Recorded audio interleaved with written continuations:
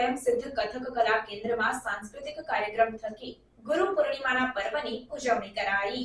ભારતીય સંસ્કૃતિમાં ગુરુ પૂર્ણિમાના પર્વનો અનેરો મહિમા રહેલો છે। ગુરુ અને શિષ્યના સંબંધનો આ તહેવાર છે।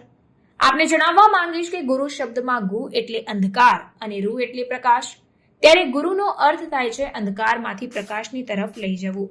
સમગ્ર ભારતભરમાં ઠેર ઠેર ભવ્યાતિ ભવ્ય રીતે ગુરુ પૂર્ણિમાના પર્વની ઉજવણી થતી હોય છે।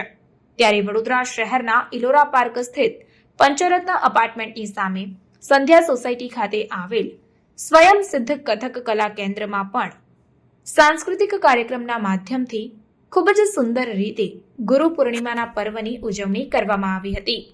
આપને જણાવવા માંગીશ કે સાંસ્કૃતિક કાર્યક્રમ દરમિયાન સ્વયં સિદ્ધ કથક કલા કેન્દ્રના વિદ્યાર્થીઓ દ્વારા વિવિધ કૃતિઓ ખૂબ જ સુંદર રીતે રજૂ કરવામાં આવી હતી અને આ સમગ્ર કાર્યક્રમનું સંચાલન સ્વયં સિદ્ધ કથક કલા કેન્દ્રના સિનિયર સ્ટુડન્ટ્સ વૈદહી અને મહેક તથા તેમની ટીમ દ્વારા ખૂબ જ સુંદર રીતે કરવામાં આવ્યો હતો અને એકંદરે આ કાર્યક્રમ ખૂબ જ સફળ રહ્યો હતો।